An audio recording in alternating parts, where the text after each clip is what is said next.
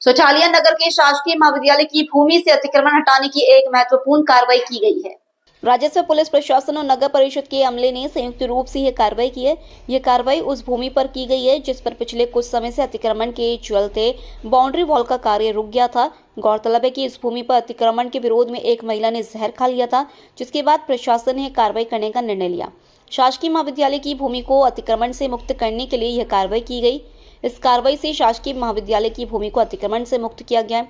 Boundary wall का कार्य फिर से शुरू किया जा सकता है। यह कार्रवाई प्रशासन की ओर से अतिक्रमण के खिलाफ एक महत्वपूर्ण कदम है और ये सुनिश्चित करती है कि सरकारी भूमि को अतिक्रमण से बचाया जा सके। बताएंगे जो आज अतिक्रमण को हटाया उस संबंध में। आज ये कॉलेज की ज़मीन है, ग्राम पल्लापुरा के सर्वे नंबर 17/3 है, रकबा है इसका 2023, जिसमें कॉलेज बनी हुई है। बिल्डिंग का बाउंड्री का काम चल रहा है। ये अतिक्रमण हो रहा था, मदन लाल ने अतिक्रमण कर रखा था, उसको आज हमने हटाया। पुलिस प्रशासन नगर पालिका संयुक्त